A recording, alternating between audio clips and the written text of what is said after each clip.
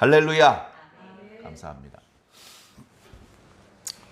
시간이 흐르는 속도는 일정하죠. 어저께는 1초가 뚝딱 하고 오늘은 뚝딱 이렇게 흘러가는 건 아닐 겁니다. 그런데 우리가 마음의 느낌에 따라서 시간이 흐르는 속도는 조금 다르게 느껴질 수 있는 것 같습니다. 우리가 흔히 하는 말로 나이 드신 어른들은요, 시간이 엄청나게 빨리 간답니다. 늙고 싶지 않은데 어휴 벌써 60이야? 벌써 70이야? 벌써 80이야? 그래서 뭐 60살 되는 시간이 60km, 시속 60km로 달리고 80살이 되면 시속 80km로 시간이 달린다고 그렇게 말을 할 정도로 심리적으로 느끼는 시간의 속도가 더 빠르답니다. 군대 한번 가보십시오. 시계가 안 가요. 고장난 줄 알았어요. 아무리 기다려도 해가 안 떨어지고 아무리 기다려도 제대할 날짜가 돌아오지 않습니다. 너무너무 군대 생활이 힘들고 적응이 잘 안 됐을 때 처음에 아무도 모르게 조그마한 수첩에다가 날짜를 적습니다.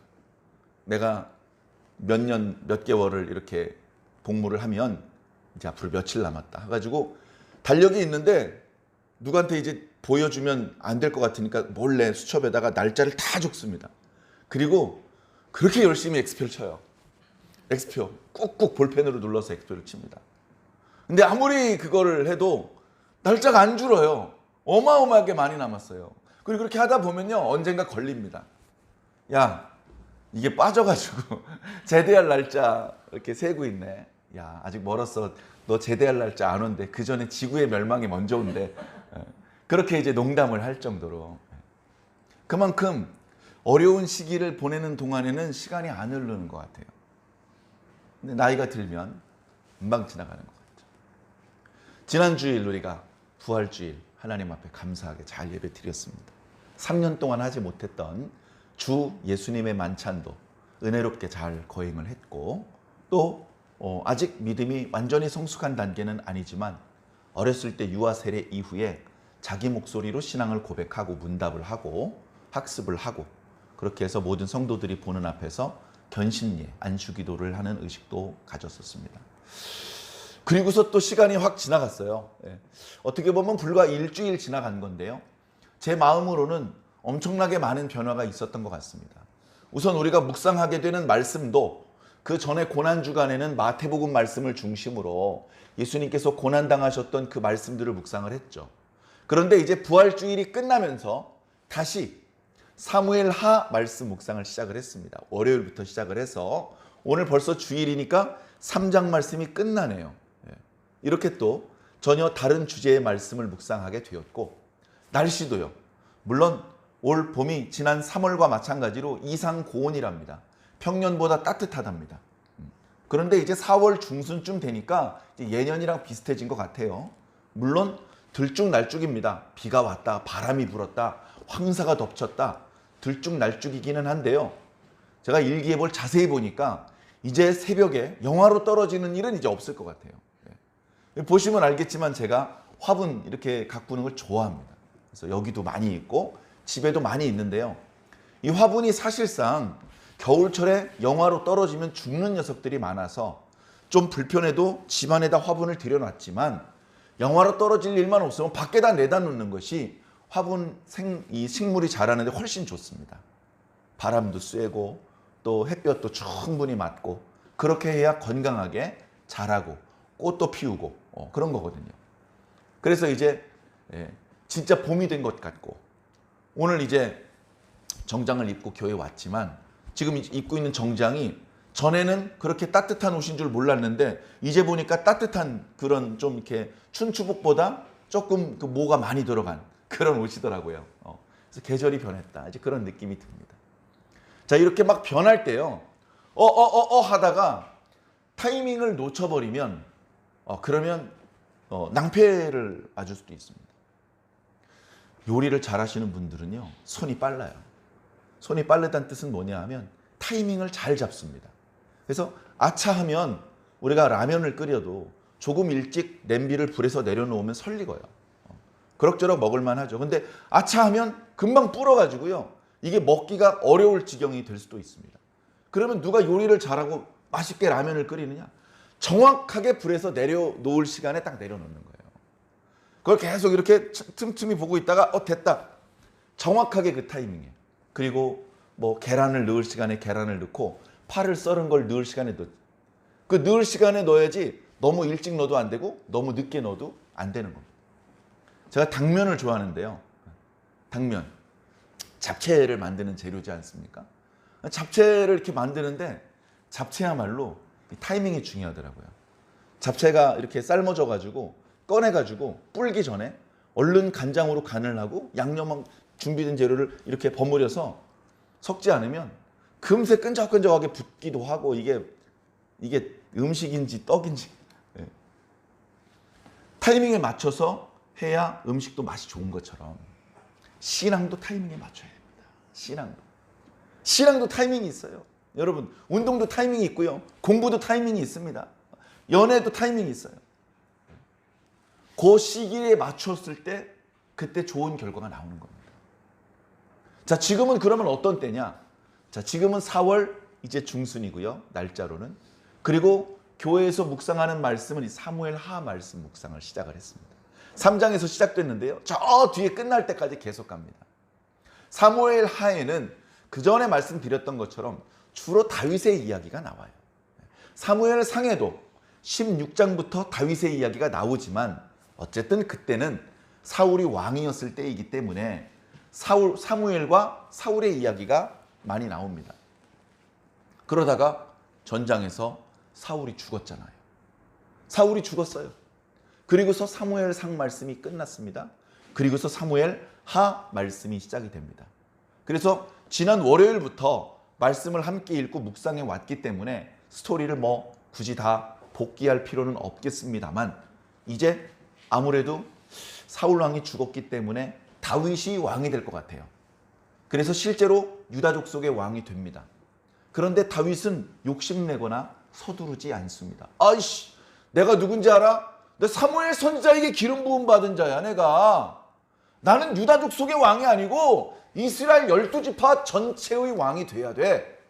야, 요압, 뭐 하는 거야? 빨리 군사를 일으켜서 항복을 받아내. 이렇게 할 수도 있거든요.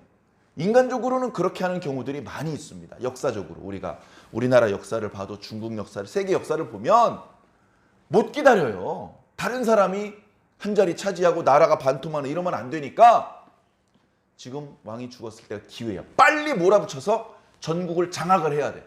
이제 이렇게 생각하기 쉬운데 다윗은 그런 세속적인 사람이 아니었습니다. 다윗은 신앙의 사람이었습니다. 신앙의 사람. 자신이 왕이 되고 싶어서 왕이 되는 게 아닙니다.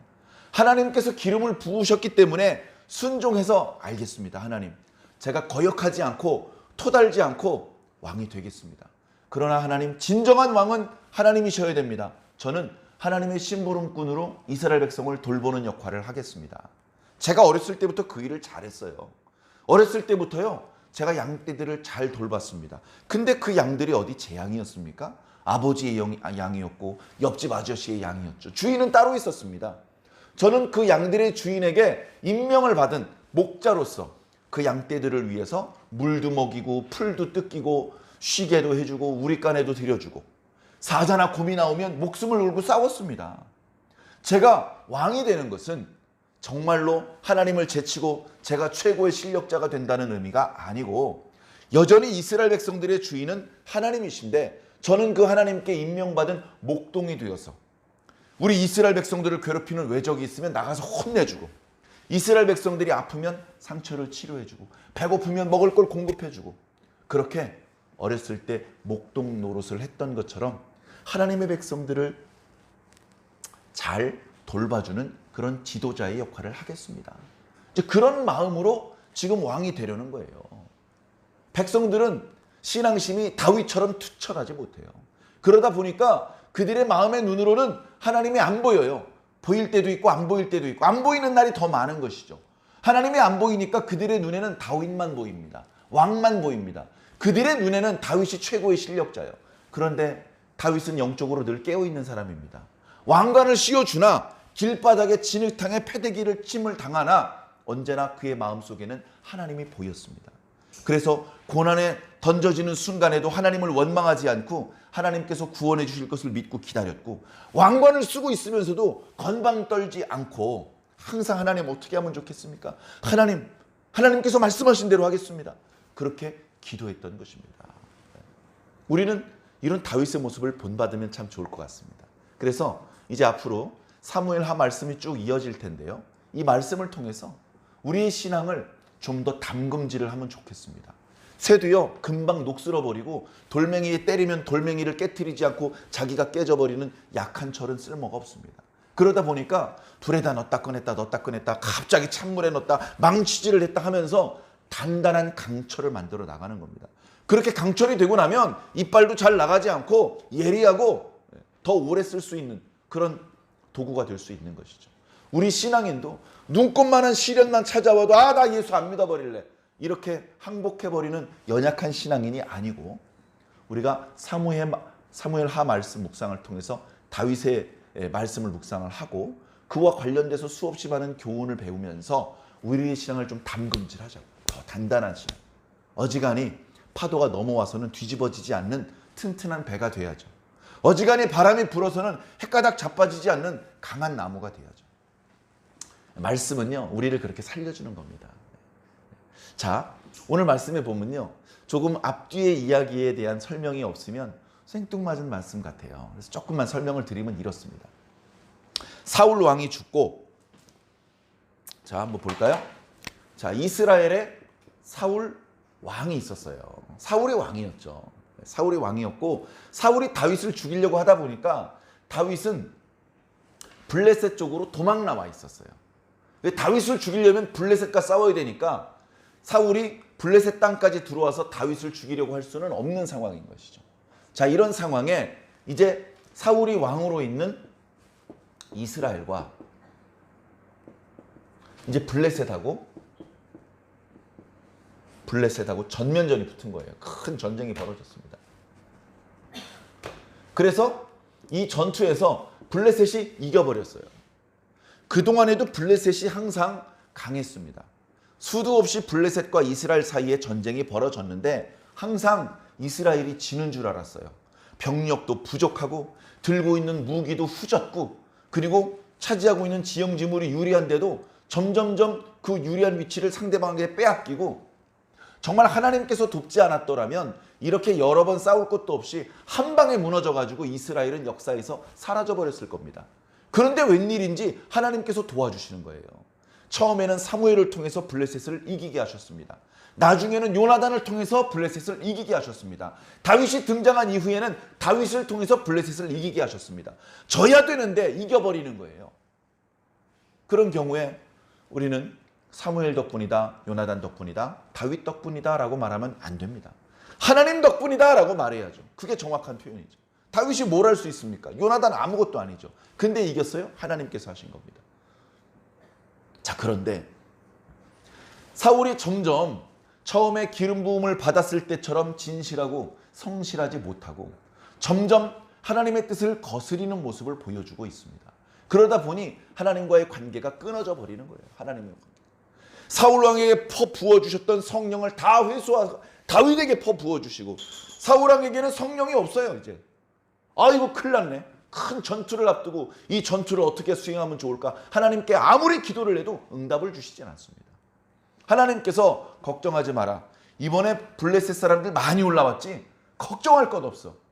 내가 너와 함께 할 거야. 이번 전투는 이번에도 이스라엘의 승리야. 왜? 내가 이스라엘과 함께 할 거거든. 너 아무 걱정하지 마라. 그런 응답을 받아야 편안하게 전투에 참여할 수 있는데 아무 응답을 주시지 않는 거예요. 꿈으로도 선지자로도 제사장으로도 아무 응답을 주시지 않으니까 마지막에 무당을 찾아갑니다. 무당을. 그런 범죄를 저지르기까지 합니다. 그러나 결과는 뭡니까? 하나님께서 이번 전투는 블레셋이 승리하게 만드실 것이고 그 과정에서 너와 네 세 아들은 죽을 것이다. 그리고 그렇게 됐습니다. 이제 이스라엘의 사울왕은 없습니다. 이 전투에서 사울왕의 첫째 아들과 둘째 아들과 셋째 아들도 죽었습니다. 첫째 아들이 다윗을 사랑했던 요나단이라는 왕자였죠. 그러나 그도 용맹히 싸우다 그만 전쟁에서 패하고 전사할 수밖에 없었습니다. 자, 이렇게 되면 이제 다윗이 더 이상 도망 다닐 필요가 없죠. 자신을 죽이려고 하는 사람이 죽었기 때문에. 원하지 않는 이방인 땅에서 1년 4개월이나 살았었는데 고향으로 돌아가는 겁니다. 자, 그때 그냥 돌아가지 않습니다. 야, 가자, 야, 뭐 있어, 가자, 야. 이렇게 간 게 아니고 사람들이 전부 다 다윗을 쳐다봅니다. 다윗이 어떤 결정을 내려줄까? 다윗이 아니야, 아직 때가 아니니까 블레셋 땅에 조금 더 기다려보자. 상황을 지켜보자. 그러면 그냥 거기 있는 겁니다. 그리고 다윗이 서둘러서 빨리 짐 안 싸고 뭐해, 빨리 올라가자. 그러면 서둘러서 짐을 싸가지고 올라가는 것이죠. 그런데 다윗은 경솔하게 판단을 내리지 않고 기도합니다. 하나님, 올라갈까요 말까요? 올라가라. 알겠습니다. 그런데 이 유다 땅 넓은 땅 중에 어디로 갈까요? 헤브론으로 가라. 유다 땅의 한 복판에 있는 성읍이 헤브론이었습니다. 그래서 그 말씀에 순종해서 자신을 따르는 사람들한테 얘기를 했죠. 하나님께서 유다 땅으로 올라가라고 하십니다. 유다 땅 많은 성읍들 중에 헤브론 성읍으로 가라고 하시니 어서 짐을 챙기십시오. 그래서 추종자들하고 가족들이요, 한 명도 블레셋 땅에 남지 않고 다 유다 땅으로 올라왔습니다. 여기 이제 헤브론으로 갔죠. 헤브론, 유다. 그랬더니 유다 땅 이쪽 성읍 저쪽 성읍 각 성읍의 어른들이 살 거 아닙니까? 그 성읍의 장로들이 전부 헤브론에 모여서 다윗의 머리에 기름을 붓고 당신이 우리 유다 족속의 왕이 되어 주십시오라고 말을 한 겁니다. 그때 잠깐만, 저는 유다 족속의 왕이 아니고 이스라엘 전체의 왕이 될 건데요 하고 거절하거나 성급한 마음을 표시하지 않고 겸손하게 장로님들 고맙습니다 하면서 기름 부음을 받고 유다의 왕이 됩니다. 유다의 왕. 네. 유다의 왕. 그러면 유다 지파가 아닌 나머지 이스라엘 지파는 어떻게 됐느냐? 그동안 소개되지 않았던 네 번째 왕자가 있어요. 네 번째 왕자가 있고 그동안 사울과 함께 사울의 신뢰를 받았던, 그리고 사울의 사촌뻘 되는 아브넬이라는 장수가 전쟁에선 패했지만 남아있는 이스라엘 병력을 총주의하는 지휘관으로서 이 네 번째 왕자와 함께 임시정부를 만듭니다. 마하나임이라는 곳으로 가서 여기서 이제 이 네 번째 왕자가 이스보셋이라는 사람인데 이스보셋을 왕으로 세워요. 그러니까 여기도 왕이 있고 여기 이스라엘에도 왕이 있고 유다에도 왕이 있는 겁니다. 그래서 이스라엘이 잠깐이었지만, 아주 짧은 기간이었지만 어떻습니까? 남과 북으로 나누어져 가지고요 분열이 되는 거예요.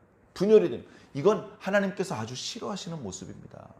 여러분, 자녀가 둘이 있어요. 사이좋게 지내는 게 좋습니까? 투닥투닥 싸우는 게 좋습니까?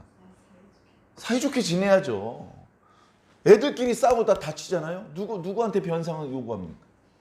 속상해지는 거예요. 속상해지는 거예요.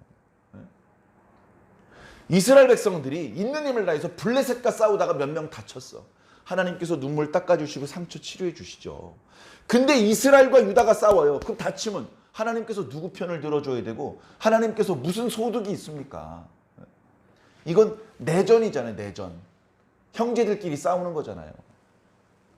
그래서 이 내전 상황이 되었을 때 다윗은 이스라엘을 공격하려고 하지 않았습니다. 아까 말씀드렸던 것처럼 조급한 마음에 요압을 군대 장관으로 세우고 유다에 있는 청년들을 모아가지고 북쪽으로 정벌에 가가지고 항복을 받아내고 그렇게 하지 않았다고요.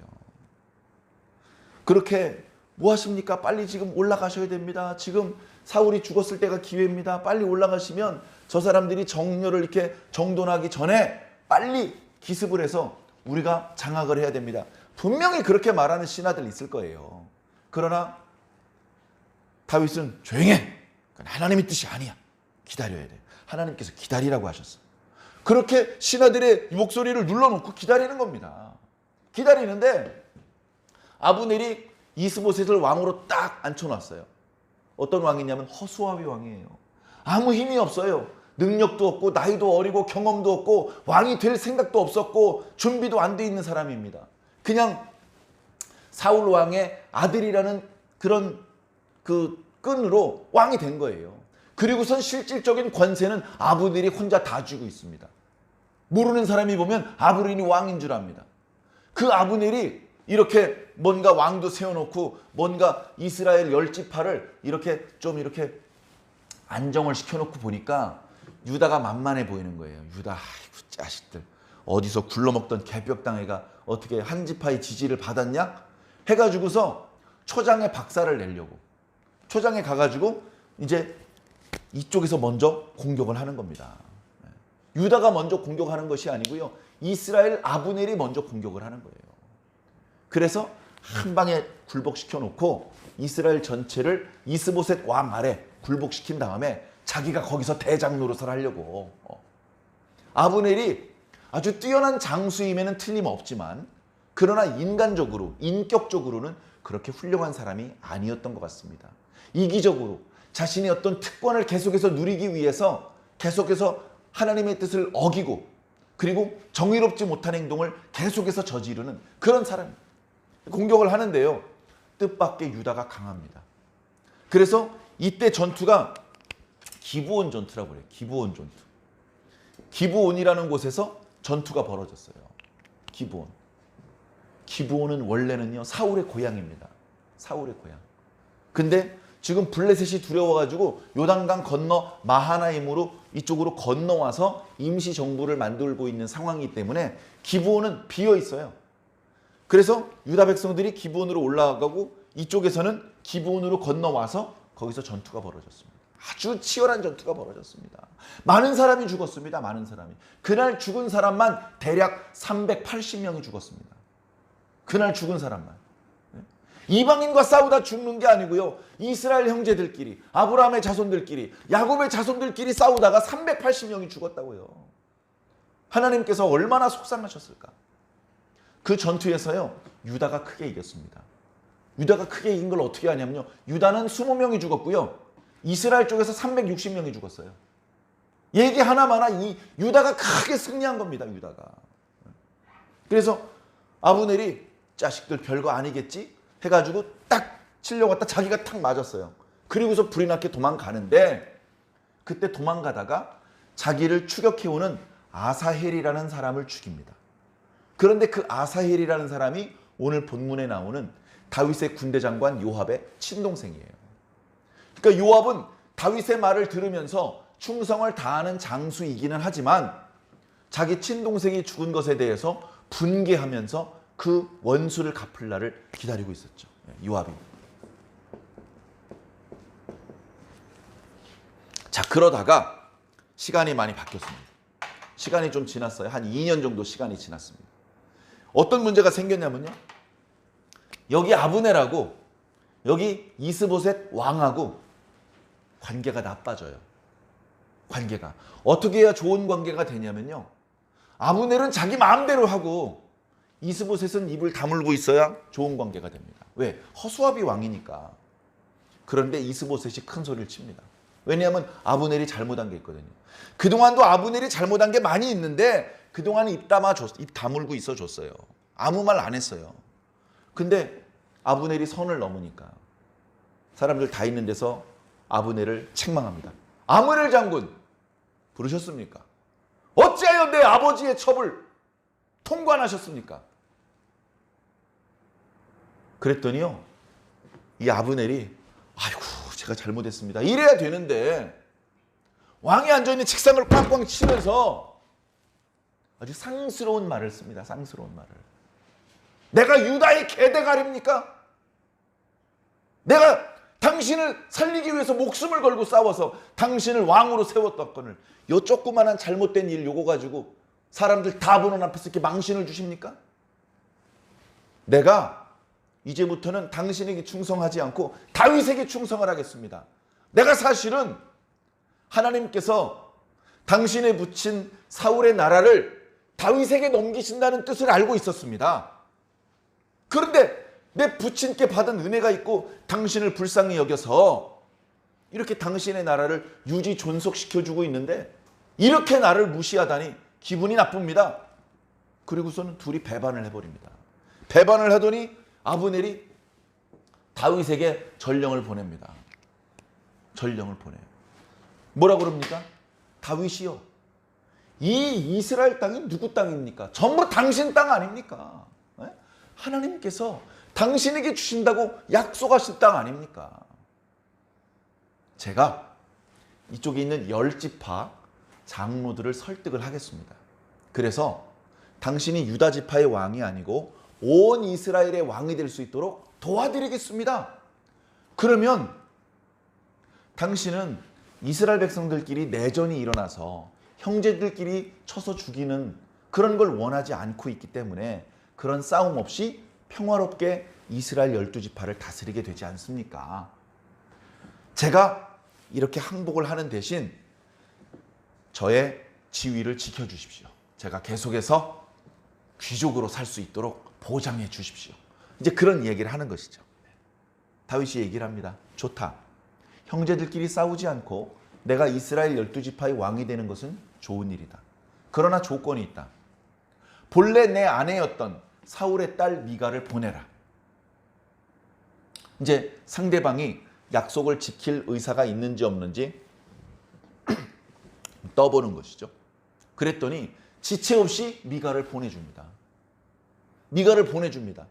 언약을 체결할 수 있는 준비를 다 갖춥니다. 그리고서 전령을 보내는 게 아니라 이제 아브넬이 직접 다윗을 찾아옵니다.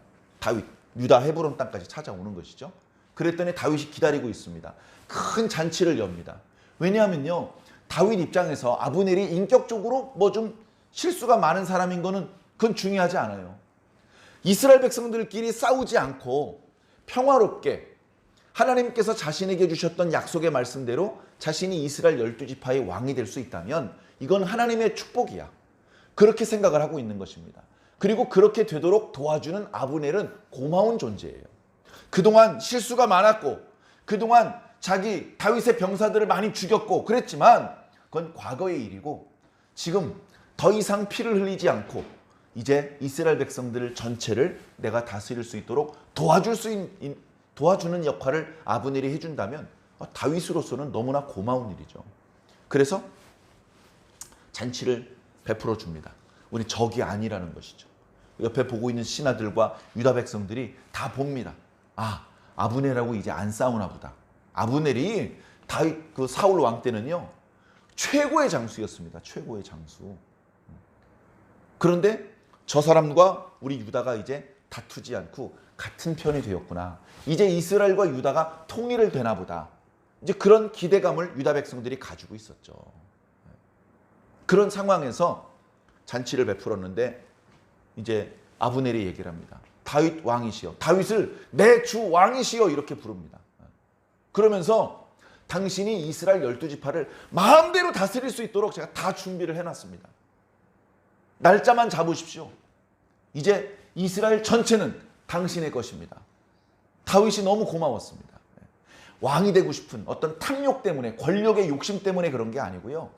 하나님의 뜻이 이렇게 평화롭게 이루어질 수 있는 것이 좋아서 그렇게 했습니다. 그러고서 보내줬습니다. 다윗은 다윗대로 자기 집으로 들어갔겠죠. 근데 그때 이 요압이 없었어요. 그때 이 요압은요 전투를 수행하고 있었어요. 그래서 다윗과 아브넬이 만나고 있는 사이에 요압은 없었어요.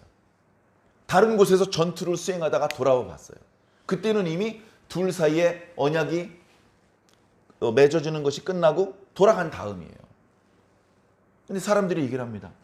요압 장군 무슨 일입니까? 아브넬이 왔다 갔어요. 아브넬이. 뭐라고? 해가지고는 다윗 왕에게 뛰어갑니다. 왕이시 어떻게 그러실 수가 있습니까? 왜 화를 냈냐 하면요. 자기 동생을 죽였던 놈이기 때문에 그놈을 살려 돌려보내면 안 된다는 거예요. 죽여야 된다는 거예요. 보복을 해야 되니까. 내 동생을 죽인 놈이니까 형이 그놈을 죽이고 싶은 것이죠. 인간적으로는 그런 분노가 있는 거 이해할 수 있어요. 자, 그런데 왕 앞에 그렇게 말할 수는 없으니까 뭐라고 말하냐면 왕이시여, 그놈은 정말로 평화를 위해서 온 것이 아닙니다. 정탐하러 온 것입니다. 왕이 뭐하고 있는지, 어떻게 방비를 하고 있는지, 병사들은 얼마나 많은지, 어느 곳이 약점인지 경험이 많은 놈이기 때문에 하하하 웃으면서 술자를 기울인 것 같아도 다 보고 간 겁니다. 그놈을 그냥 돌려보내시면 어떡합니까? 다윗이 들었을 때는요. 야, 네가 네 동생 때문에 그러는 거 내가 모를 줄 알아? 쓸데없는 소리 하지 마. 이러고 싶었을 겁니다. 근데 말씀을 보니까 다윗은 아무 말 안 해요. 요압이 움직입니다. 요압이 움직이는데요. 다윗에게 말을 안 하고 움직입니다. 야, 가서 다윗 왕이 부르신다고 하고 아브넬 일행을 다시 데리고 와라. 그래서 불이 나게 정령들이 뛰어갔더니 멀리 못 갔어요. 그래가지고 왕께서 하실 말씀이 있다고 합니다. 잠깐만 돌아와 주시면 어떨까요? 그러니까 이제 안심하고 돌아오는 거예요. 왜? 잔치 자리에서 언약을 맺었으니까 이제 걱정할 일이 없잖아요. 공개적으로 언약을 맺었기 때문에. 그래서 돌아왔는데 요압을 만납니다. 긴히 드릴 말씀이 있습니다. 그래? 아, 그렇습니까? 해가지고 요압이 가자는 곳으로 가서 어두컴컴한 데서 찔러 죽인 거예요. 찔러 죽이고 그 아브넬과 함께한 20명도 아마 같이 죽였던 모양입니다. 이러면 어떻게 됩니까? 이제 언약은 깨진 거예요. 이스라엘과 유다 사이에 평화 조약은 깨진 겁니다. 우리 이제 서로 싸우지 맙시다. 이렇게 언약을 맺었는데 그 언약을 맺으러 온 사신을 죽여버렸기 때문에 이제 큰 전쟁이 일어나도 이상하지 않은 상황이 되는 겁니다. 자, 이런 일이 벌어졌을 때 다윗이 어떻게 하는지를 보자고요. 우리가 다윗을 통해서 교훈을 받자고 말씀드렸잖아요. 다윗의 모습이요. 다윗이요. 그걸 처음에 몰랐어요. 요압이 자기 멋대로 한 행동이에요. 요압이 잘못한 거죠. 다윗이 그 소식을 들었어요. 이미 죽었어요. 돌이킬 수가 없어요. 다윗이요. 크게 슬퍼하면서 모든 유다 백성들한테 옷을 찢고 슬피 울며 애도하라고 얘기를 합니다. 사람이 죽었을 때요. 옷을 찢는 겁니다. 옷을 찢어요. 이제 우리가 그 옛날 이스라엘 사람들이 어떤 형태의 옷을 입고 있는지 정확히 잘 모르지만 대체로요. 옛날 사람들 옷이 크게 다르진 않아요.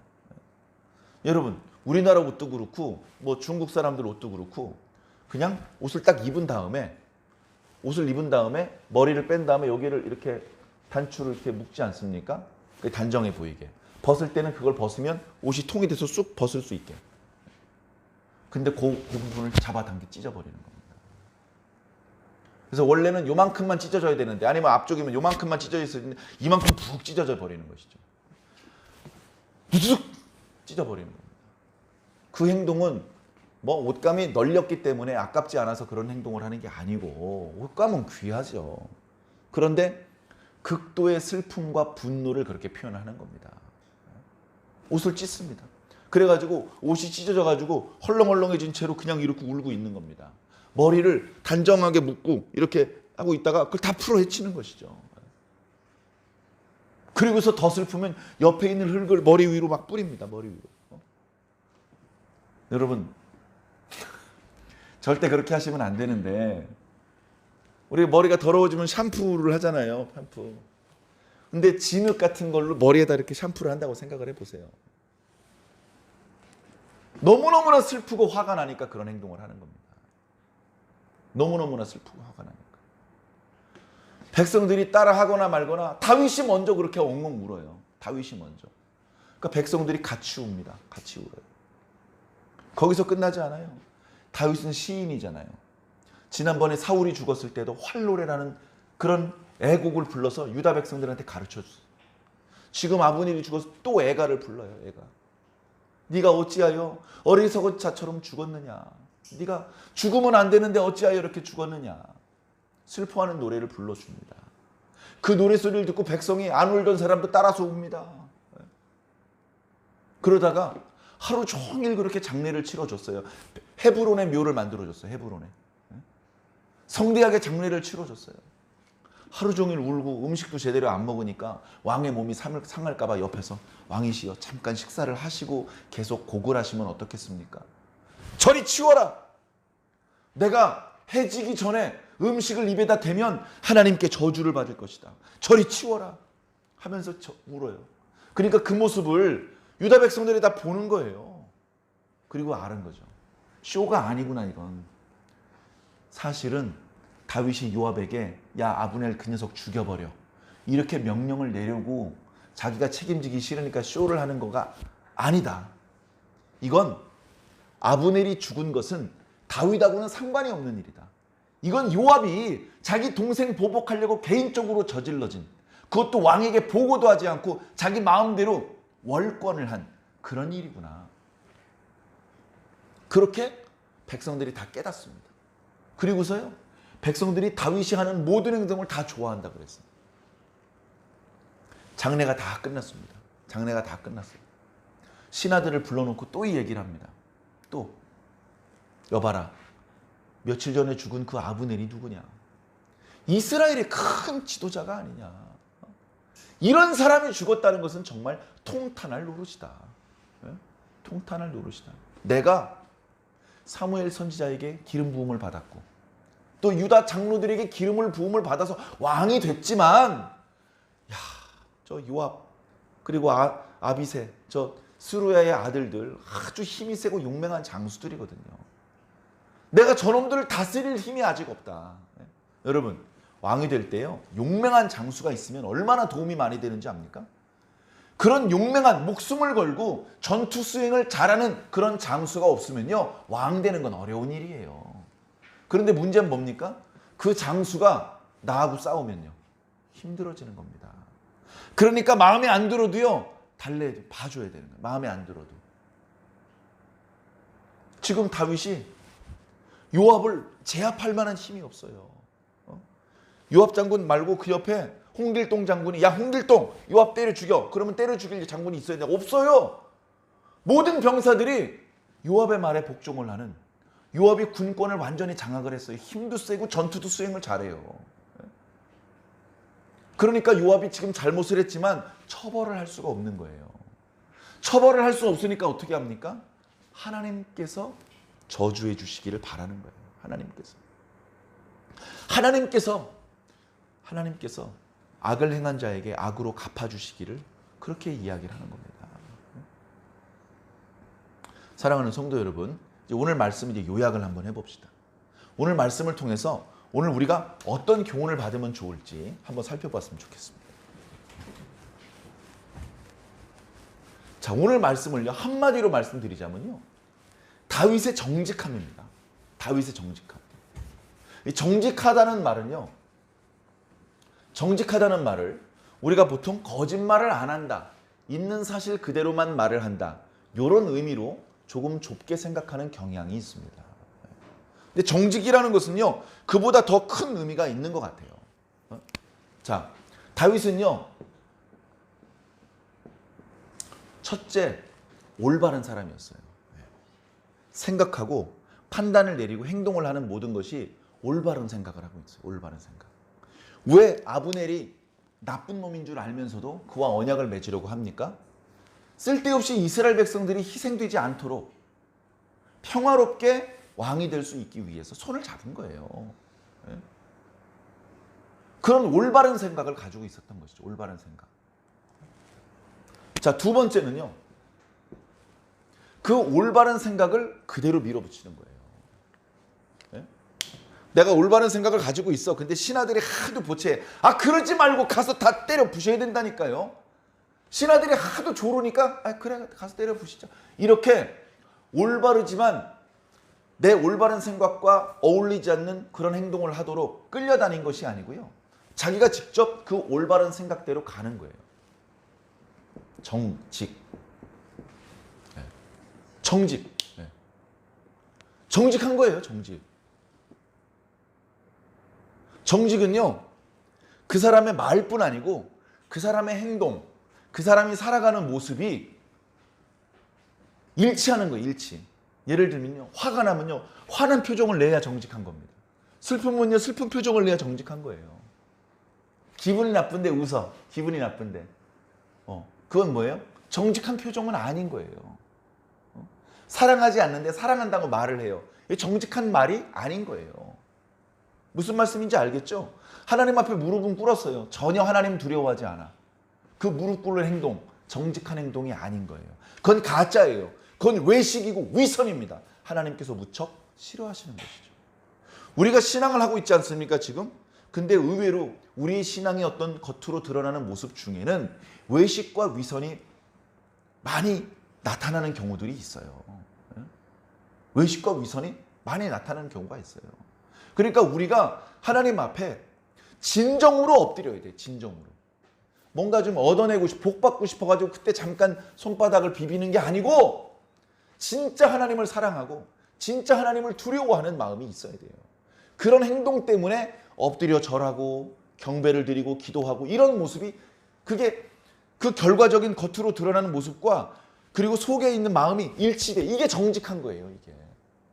자, 그렇게 되면 뭐가 됩니까? 결국 하나님께 복을 받는 겁니다. 결국 복을 받는 거예요.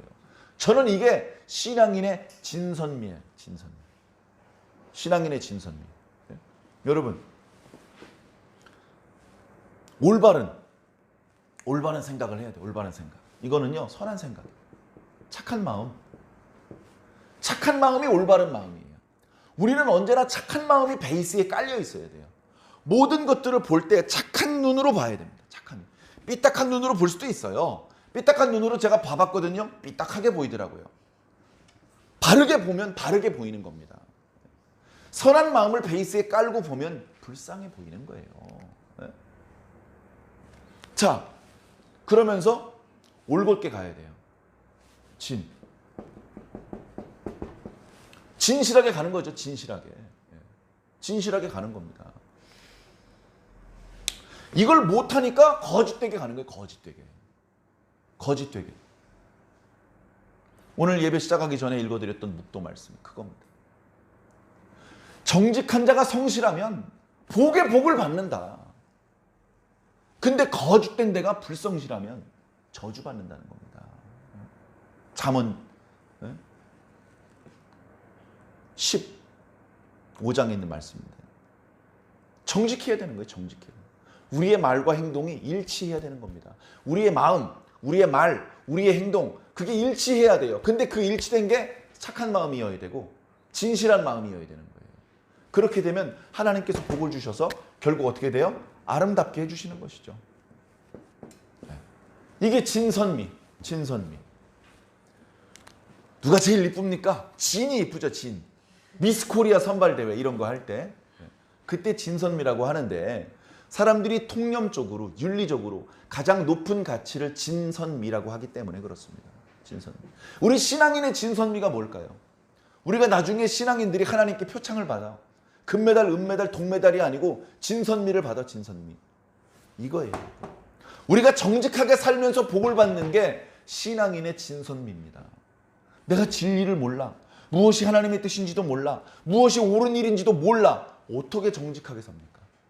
내가 착한 마음이 없어. 늘 욕심에 이끌려서 조금 다른 사람에게 손해를 끼치더라도 우선 내 이속부터 챙겨야 되고 내 주머니부터 채워야 되고 그런 생각을 가지고 살아. 어떻게 정직하게 삽니까?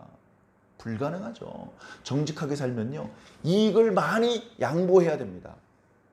조금은 손해를 봐야 됩니다. 조금은 오해를 당해야 됩니다. 조금은 억울한 눈물도 흘려야 됩니다. 그러나 정직을 지키기 위해서 그런 대가를 치르는 것이죠. 정직하다 보니까 손해를 조금 봤어요. 근데 그 손해가 하나님께서 채워주시는 복으로 다 채우고도 남아요. 다 채우고도 남아. 우리는 보통 욕심을 가지고 있는 사람이 아닙니다. 마귀가 던져주는 조그만의 이익을 거기에 끌려다니는 게 아니고요. 그거하고는 비교도 안 되는 하나님의 축복을 소망하며 하나님의 축복에 욕심을 내는 사람들이에요. 야곱이 하나님의 복에 얼마나 큰 욕심을 품었습니까? 그래서 형을 배반하고 아버지를 속이기까지 하나님의 축복을 어떻게든 받고 싶어 했어요. 우리가 그렇게 속여가면서까지 복을 받아야 되는 건 아니지만 정직한 방법으로 복을 받을 수 있습니다. 정직한 방법으로. 하나님의 뜻대로, 하나님의 방법대로, 하나님의 명령을 수행하는 과정에서 복을 받는 거예요. 요압이요? 원수를 갚았어요. 원수를 갚았어요. 어떻게? 거짓된 방법으로. 거짓된. 아브넬을 속였어요. 자기 왕 다윗도 속였어요. 이 사람 저 사람 다 속이고 자기 욕심만 채웠어요. 그 결과 어떻게 됐습니까? 온갖 저주를 다 뒤집었었어요. 다윗이 힘이 없기 때문에 계속해서 요압을 처벌하지 않고 데리고 다녔어요. 요압을 앞장 세워서 전쟁을 수행할 수밖에 없었어요. 심지어 요압보다 먼저 죽었어요. 다윗이. 요압이요. 솔로몬 때까지 군대 장관을 했어요. 근데 이 요압이 솔로몬이 아니고 다른 왕자를 지지했어요. 그래서 결국 어떻게 됐습니까? 솔로몬의 손에 의해서 죽었어요. 솔로몬. 다윗이 유언으로 요압은 꼭 죽여야 된다. 그런 유언을 남겼어요. 결국 편안하게 많은 사람의 존경과 축복을 받으면서 장례를 치른 것이 아니고 처참하게 죽었습니다. 사랑하는 성도 여러분, 우리는 정직하게 삽시다. 정직하게. 우리 예수님처럼 정직하게, 착하게, 바보같이. 제가 정말 존경하는 어느 목사님이 있는데요. 은퇴를 앞두고 계신데 그분이랑 마지막으로 만났을 때 악수를 하면서 했던 말이 기억이 나요. 목사님, 우리 바보가 됩시다. 그 목사님이 평생 어떻게 살았는지 제가 알기 때문에 눈물이 났어요. 그분 정말 바보처럼 살았어요. 자기가 억울한 일이 있는데 항의할 수 있는데 자기 권리를 주장할 수 있는데 그걸 안 하고 다 양보하고 그렇게 사신 그 목사님의 일생을 제가 알기 때문에 저한테 우리 바보가 됩시다 라고 말했을 때 참 부끄러웠습니다. 근데 세상 사람들의 관점에선 바보 같지만 하나님께서 보실 때는 얼마나 지혜로운 겁니까? 하나님께서 보실 때 복을 받을 만한 정직한 그릇으로 살자. 그런 의미 아니겠습니까? 오늘 저와 여러분들이 바로 그렇게 살아야 됩니다. 오늘 저와 여러분들이 오늘 말씀 속에 하나님 앞에 거짓된 모습을 보였던 요압과 정직한 모습을 보였던 이 다윗을 비교해서 어느 편에 설 거냐? 요압 같은 사람이 될 거냐? 다윗 같은 사람이 될 거냐? 물으신다면 우리가 뭐라고 답을 드려야 되겠습니까? 하나님 앞에 다윗 같은 사람으로 살았다는 그런 인정을 우리 삶이 마감되는 순간에 받을 수 있다면 얼마나 행복하겠습니까? 꼭 그런 칭찬과 축복을 받게 되시기를 예수님 이름으로 간절히 축원합니다.